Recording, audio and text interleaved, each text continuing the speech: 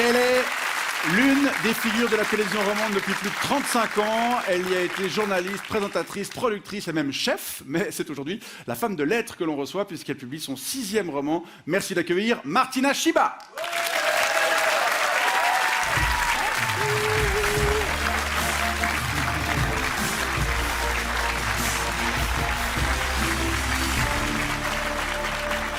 Bonsoir et merci d'avoir accepté notre invitation. Comment ça va ?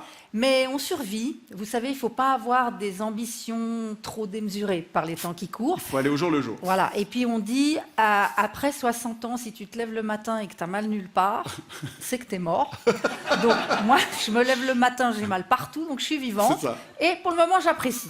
On vous reçoit pour parler de ça, un rendez-vous particulier, votre dernier roman sorti il y a 2 mois. Mais les gens qui nous regardent vous connaissent surtout pour squatter leur salon depuis des décennies. Ça vous fait quoi de vous dire que vous êtes aujourd'hui une figure historique de la RTS? Mais les meubles vintage sont à la mode, mon cher. Ça revient. Donc c'est très plaisant d'arriver comme ça, après 37 ans quand même de télévision, et de se dire qu'on a accompagné les gens. Ouais. J'ai des jeunes collègues qui arrivent et qui disent « Moi, je te regardais quand j'étais petit à Bon Entendeur. » Je dis « Ouais, c'était quand même en 93. Ouais. J'ai eu Ma mère vous adore. Maintenant, j'ai un peu Ma grand-mère vous adore. » Mais c'est très sympa et les gens sont très bienveillants. Et il y en a eu plein, hein, Table ouverte, Tel quel, Temps présent, À Bon Entendeur, Mise au point, Scène de ménage. C'est la jungle. Et aujourd'hui, le Miracle Suisse, là, juste d'ailleurs pour ceux qui ne connaîtraient pas cette émission, diffusée le samedi à 18h45 sur RTS1, vous nous en dites quelques mots? Alors, c'est à l'automne. Hein, c'est des séries de 12 émissions à l'automne.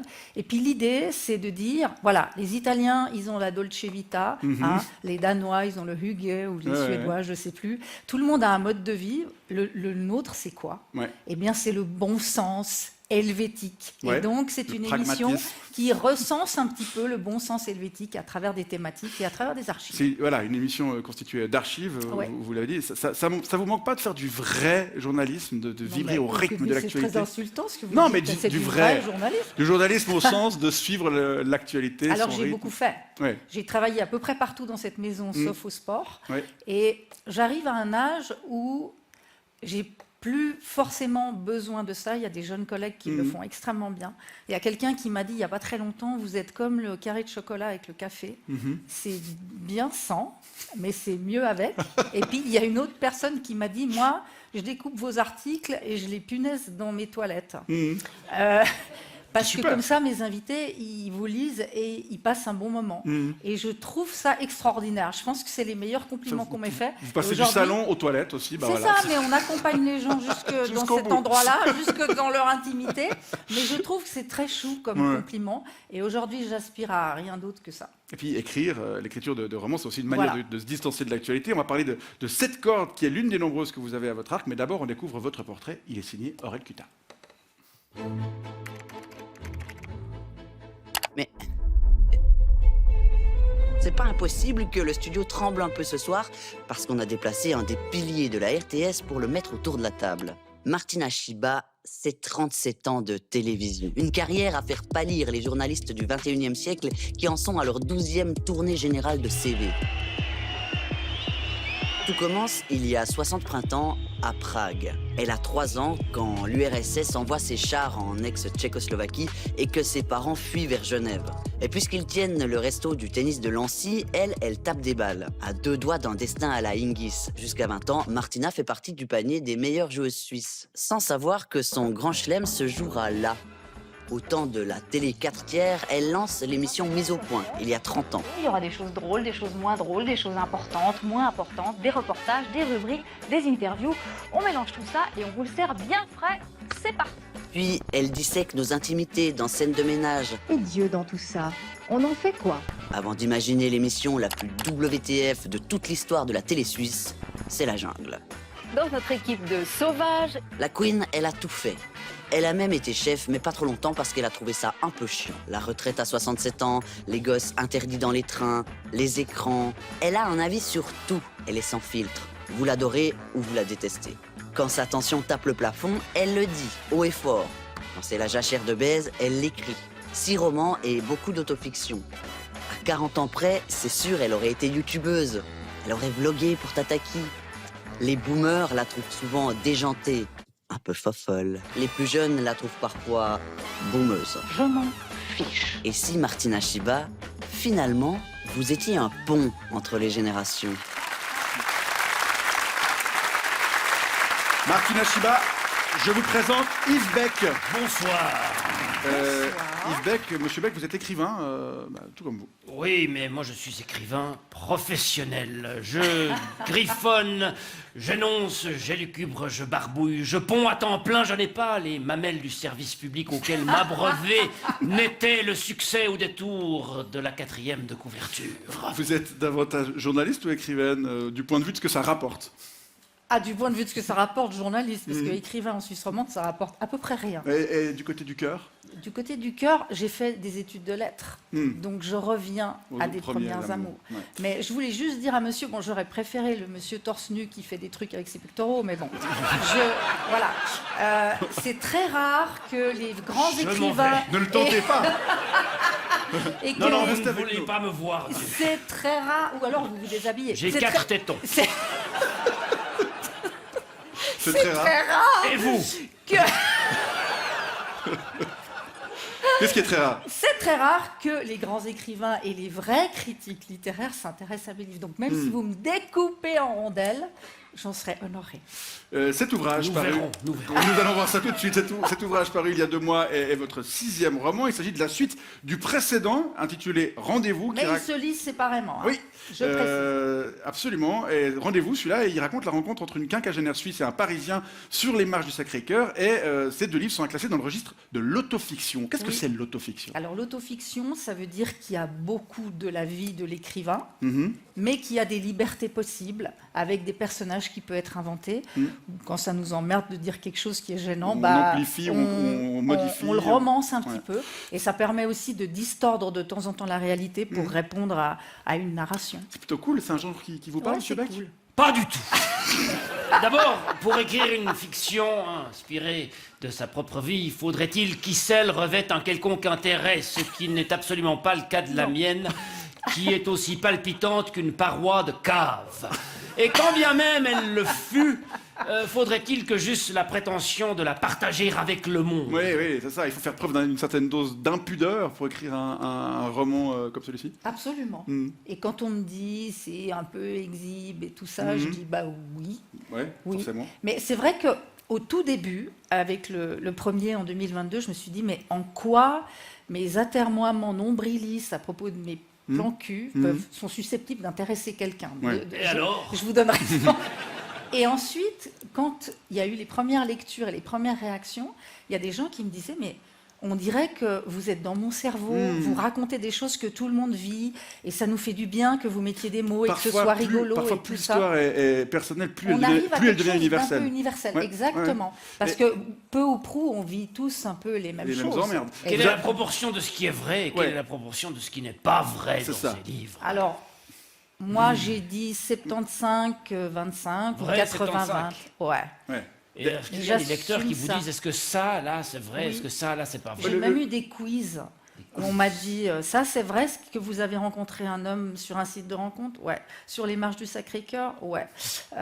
Vous êtes monté chez lui le premier soir? Ouais. Oula. Il n'y a pas que- Mais pas le psychologue, par contre. Le Alors psychologue, ça, c'est le drame. ouais. C'est Les que gens c'est vous un... demandent, non Ouais, c'est un des personnages préférés parce qu'il y a un psy qui prescrit des œuvres d'art Ouais. et il se trouve qu'il est jeune, beau, intelligent, bousculant, donc parfait.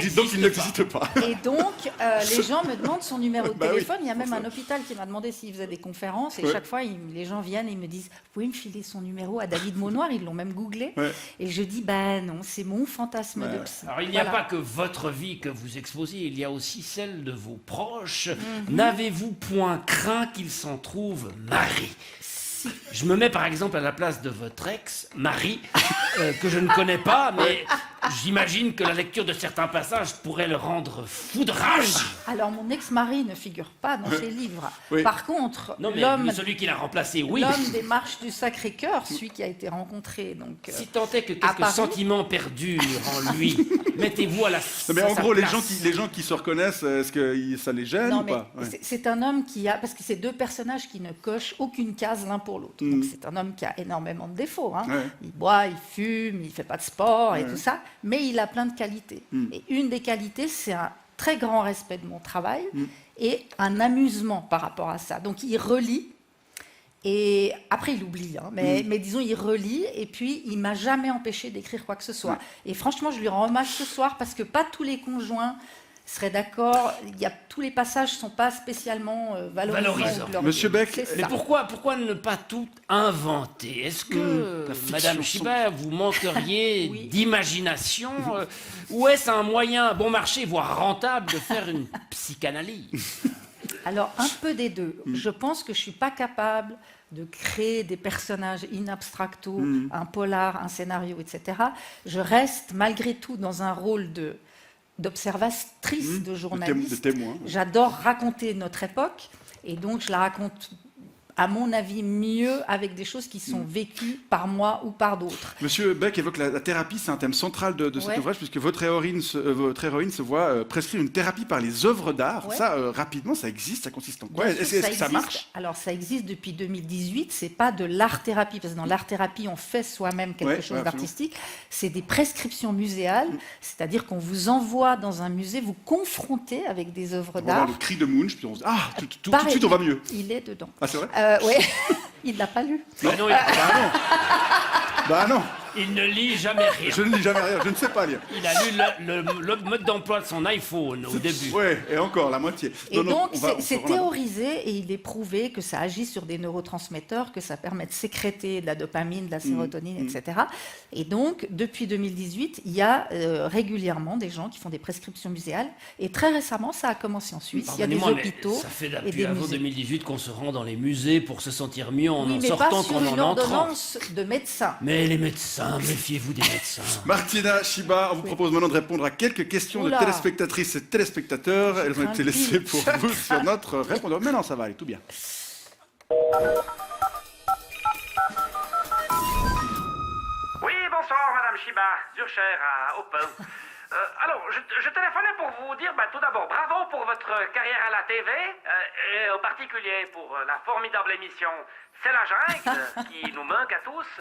Mais alors, je me demandais, avec toutes ces chroniques que vous écrivez, là, pour lematin.ch, pour le magazine pour les vieux, Génération, pour le magazine pour les riches, PME Magazine, et puis en plus avec tous ces bouquins que vous publiez, non mais, est-ce que vous êtes à temps partiel à la TV ou quoi? Non. Et alors, est-ce que vous êtes payé à rien foutre, comme tous vos collègues à qui ça prend les pieds de voir la redevance passer à 200 balles dans un mois? Meilleur message.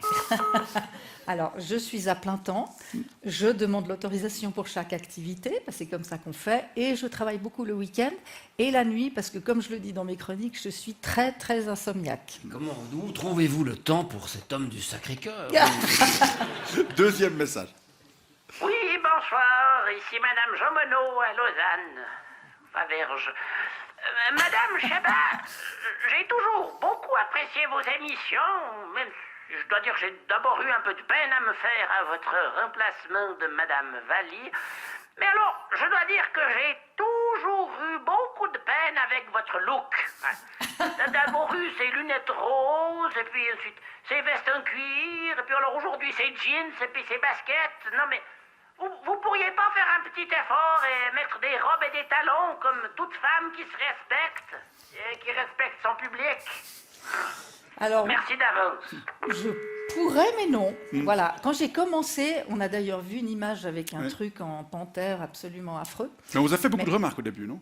Alors, on m'a fait beaucoup de remarques. Non, au début, les toutes premières interventions, je me suis dit, il faut que je me déguise en présentatrice TV. Donc, je mettais des vestes, genre vertes, couleur que je ne porte jamais, avec des broches et tout ça. Et c'était horrible. Et alors, à un moment donné, je me suis dit, tant pis, il faut mettre ce qui te plaît à toi. On m'a dit, le noir, c'est pas possible, à l'antenne et tout, blablabla. J'ai dit, je m'en fous, je ne porte que du noir. Et donc, j'ai effectivement assumé des looks parfois un peu extrêmes. Les choses ont un peu parfois changé peu ou est-ce que la forme compte toujours presque plus que le fond aujourd'hui? C'est-à-dire C'est-à-dire que... Encore des gens qui vous font des remarques comme ça parce qu'il y en avait beaucoup au début. Ouais. Hein. Alors au début, oui, parce que c'est vrai que je présentais une émission d'information en prime time avec des lunettes roses. Et puis on me disait, mais comment est-ce que vous osez faire ça? Puis je disais salut à la fin, puis les gens trouvaient ça un peu heurtant et tout. Non. Aujourd'hui, je pense les gens sont habitués. D'abord, quand je dis... Plus personne ne regarde vos émissions. Non, puis, ça c'est vrai. Et puis quand je dis des gros mots, ils disent, ouais, mais bon, ça c'est Martina, quoi. Ça fait, on connaît. Dernier message. Oui, bonsoir, c'est Michel. Madame Chiba, acheté votre dernier livre après en avoir lu le prologue en librairie. Ça m'avait fait envie parce que vous y parlez de Viagra, de toucher rectal, de palpation des testicules. Je me suis dit que ça allait être chaud. Et alors, je dois dire que j'ai été un peu déçu. Certes, il y a souvent le mot sexe, 23 fois, j'ai compté. Mais ça reste franchement gentil. Pourtant, quand je vous vois à la télé, j'aurais pensé que vous seriez plus coquine. Est-ce que vous allez mettre un peu plus de cul dans votre prochain livre? Merci. Alors, c'est pas du roman érotique, hein, soyons très clairs. Puis c'est marrant parce qu'il y a des gens qui me reprochent le fait qu'il y en a trop. Ouais. Donc voilà. Mais c'est assez intéressant ce que dit ce monsieur, parce que j'aime bien aller dans des sujets dont on ne parle pas trop et qui ne sont pas de la matière forcément littéraire. Je veux dire, il parle du Viagra, c'est vrai que ce n'est pas un thème littéraire très fréquent, disons. Romain Gary a fait un livre en 75, mais depuis, pas tellement. Oui. Au-delà de cette limite, votre ticket n'est plus valable sur la débandade masculine. Ah oui, c'est pas sur le Viagra qui n'existait pas encore. Non, le Viagra n'existait pas encore. Mais par exemple, je raconte aussi un épisode où on fouille dans son portable. Tout le monde fouille dans son portable, n'est-ce pas? Vous avez déjà fouillé dans le portable de votre chérie? J'ai pas de portable, j'ai pas de chérie. Et ça, c'est des choses qui ne sont pas forcément littéraires, mais qui sont marrantes et qui peuvent faire des épisodes. C'est la fin de cette séquence répondeur. Merci Martina Chiba, on arrive au terme de cette émission. Vous remercie d'y avoir participé. Merci. Je rappelle le titre de votre dernier roman, Un rendez-vous particulier, paru chez Fabre. Il n'y a pas une petite musique normalement derrière de fin d'émission qui devrait partir? Merci. Yves Beck, vous avez aussi un ouvrage à annoncer rapidement? Oui, Pénélope, l'antilope, Nyctalope apparaître aux éditions Gilles Dufour à Aujan. C'est un pamphlet sur les rimes. Très bien, bon succès et bonne soirée à tous les deux. 15 exemplaires. Voilà, 52 minutes, c'est terminé. Merci de nous avoir suivis. On se retrouve le 14 mars et d'ici là, gros bec!